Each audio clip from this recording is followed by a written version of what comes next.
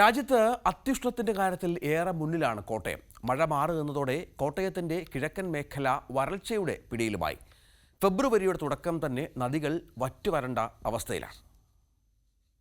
ഞാൻ ഇപ്പോൾ ഈ ഇരിക്കുന്നത് ഒരു പുഴയുടെ നടുവിലാണ് എന്ന് പറഞ്ഞാൽ നിങ്ങൾ വിശ്വസിക്കുമോ? വിശ്വസിക്കണം എന്നില്ല.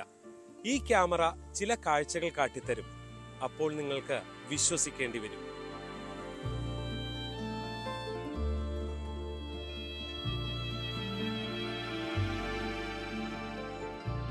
പ്രളയകാലത്ത് കലിതുള്ളി ഒഴുകിയ പുഴയാണ് മണിമലയാർ.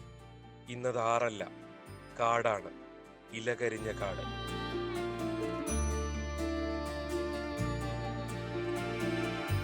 മാർച്ചിലെത്തുന്ന വരൾച്ച ഇത്തവണ 1 മാസം മുന്നെയാണ്. കുടിവെള്ളത്തിനായി പുഴയെ ആശ്രയിച്ചിരുന്നവർ മറുവഴികൾ തേടി. അയ്യോ, കുടിവെള്ളമാണ് നമുക്ക്. വെള്ളമില്ല, ഞങ്ങളാണ് പാടുപെടുക. പിന്നെ വെച്ചാൽ പിന്നെ ഇടയ്ക്ക് പിന്നെ വണ്ടിക്ക് ഒരു വെള്ളം കൊണ്ട് തരും. അങ്ങനെയൊക്കെ ഉള്ളതുകൊണ്ട് പിടിച്ചു നിൽക്കുന്നു.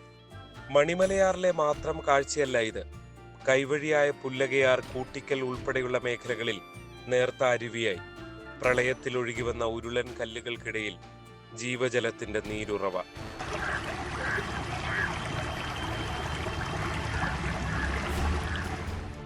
വേനൽ മഴ എത്തിയില്ലെങ്കിൽ ഇത്തവണ വരൾച്ചാ ദുരിതം കൂടുമെന്ന സൂചനയാണ് പുഴകൾ നൽകുന്നത്. തടയിണകൾ ഉള്ളിടത്ത് മാത്രമാണ് ജനങ്ങൾക്ക് ആശ്വാസം.